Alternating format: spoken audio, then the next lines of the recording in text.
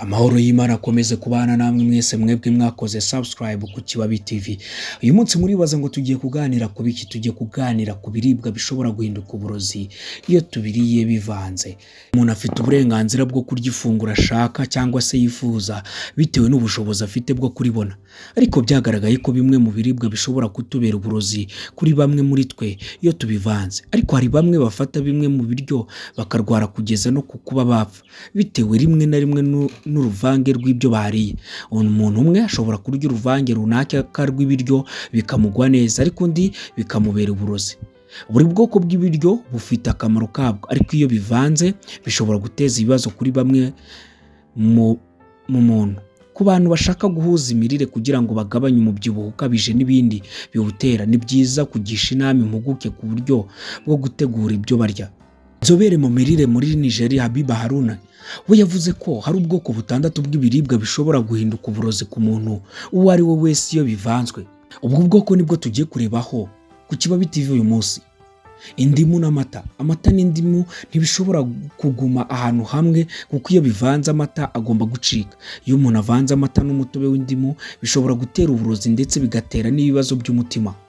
Icya kabiri ni ubunyobwa n'amavuta ya elayo.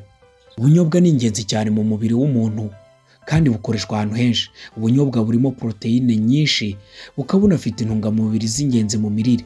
Amavuta ya elayo nayo arafasha cyane cyane mu kuvura indwara zimwe na zimwe, ariko guhuza aya mavuta n'ibinyamisogwe biteza ibibazo.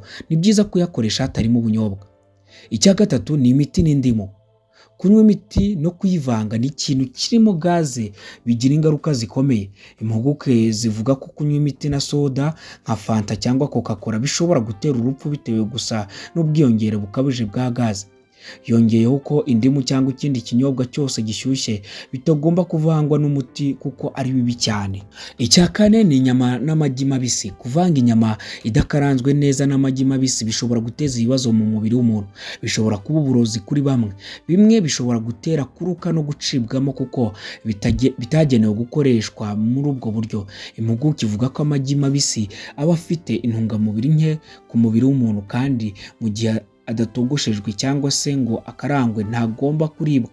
Yubaka umubiri mu gihe ahiye. Impuguke mu biribwa muri Nigeria, Habiba Haruna, anavuga ko amagi adahiye ntabwo ari ayo kwizerwa.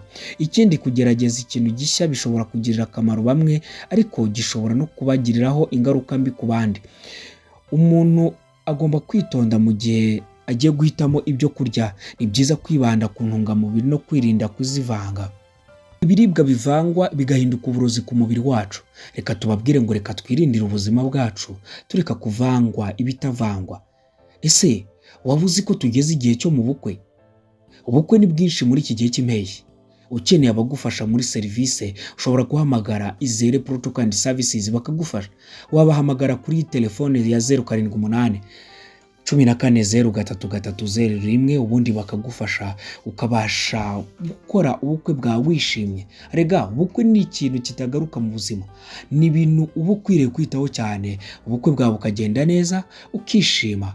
Reka tubabwire ngo mugire umunsi mwiza, turabakunda.